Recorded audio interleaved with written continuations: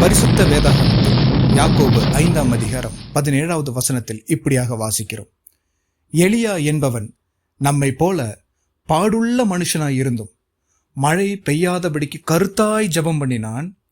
அப்பொழுது 3 வருஷமும் 6 மாதமும் பூமியின் மேல் மழை பெய்யவில்லை. ஆமேன். இன்றைக்கு பொதுவாகவே கிறிஸ்துவ ஜீவியத்தில் அநேகருக்கு வரும் சோதனை ஒன்று என்னன்னா, ஜெபிக்க கூடாதபடிக்கு ஒரு சோர்வு. ஏதோ ஒரு விஷயம், சின்ன விஷயம் சத்துருவானவன் வந்து போட்டாலே போதும், நம்ம அடுத்த விஷயம் என்ன பண்ணுவோம்னா ஜெபம் பண்ண மாட்டோம். ஒன்று, இருதயத்தில் ஏதோ ஒரு கலக்கம் வந்துடும், இல்லை ஏதோ ஒரு பிரச்சனைகள் நமக்கு முன்பாக இருக்கும், வியாகுலங்கள் நம்மை எழுந்து ஜெபிக்க வைக்காது, பாடுகள் நம்மை அறவே ஜெபிக்கும் எண்ணத்தை கொண்டு வரவே வராது. ஏனென்றால் இந்த பாடுகளிலிருந்து எப்படி நாம் விடுதலை ஆவோம் என்ற ஒரு கவலை தான் நம்மளை ஆட்கொள்ளுமே தவிர, மாறாக இந்த பாடுகளிலிருந்து விடுவிக்கிற ஆண்டவரிடத்தில் நான் போய் சேருவேன் என்று அந்த எண்ணம் நமக்கு வராது. காரணம், சோர்வு நம்மை எழும்ப விடாது, முழங்கால் படியிட விடாது.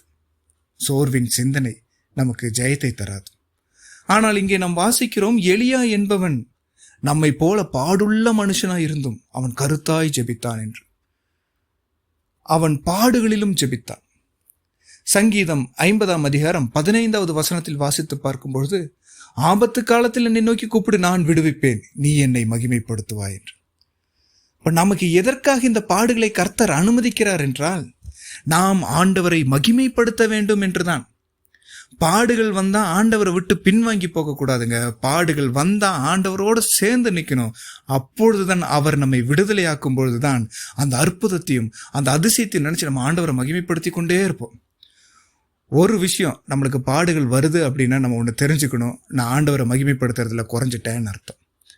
நம்ம எப்போ ஆண்டவரை மகிமைப்படுத்துறதுல குறைவுபடுகிறோமோ அப்பொழுது நம்மளுக்கு பாடுகள் வருது. அதை நம்ம தெரிஞ்சுக்கணும். எதற்காகனா, ஆண்டவருடைய மகிமை இன்னதென்று அறியும்படிக்கு தான் நம்மளுக்கு அந்த குறையே வருது. காணா ஒரு கல்யாணத்தில் நினச்சி பாருங்க, ஒரு வேளை திராட்சரசம் நிறைவாக இருந்தா ஆண்டவர் இயேசு கிறிஸ்து அந்த இடத்துல ஒரு அற்புதம் செய்திருக்க முடியுமா? முடியாதுல்ல. ஆண்டவருடைய அற்புதம், அவர் எப்படிப்பட்டவர் என்று நாம் அறிந்திருக்கவே முடியாது. ஆனால் அந்த இடத்துல ஒரு குறைவு வந்ததின் நோக்கம் என்னென்றால், உலகத்தின் முடிவு பரியந்தமும் நம் ஆண்டவர் இயேசு கிறிஸ்து செய்த அந்த அதிசயம் பேசப்பட வேண்டும் என்று, அவருடைய நாம மகிமைப்பட வேண்டும் என்றுதான் அந்த இடத்துல ஒரு குறைவு வந்தது. என்றால் நம்மளுடைய வாழ்க்கையிலும் ஒரு குறைவு, ஒரு பாடு, கண்ணீரின் மத்தியில் ஒரு பிரயாணம் போகிறோம் என்றால், அந்த வாழ்க்கை குறைவுள்ளதற்காகல்ல, நம்மை அழிப்பதற்கல்ல, நம்மளுடைய வாழ்க்கையில் கர்த்தர் மகிமைப்படுவதற்காகவே. நம்ம மாத்திரம் இல்ல, நம்மளை சுற்றி இருக்கிறவர்களும் ஆண்டவரை மகிமைப்படுத்தும்படியாக இந்த குறைவை கர்த்தர் அனுமதித்திருக்கிறார்.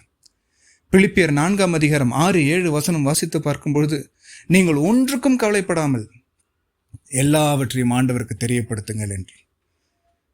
பாடுகளில் நாம் அவரை தேடும் போது அவர் நம்முடைய வாழ்க்கையில் மகிமைப்படுவார்.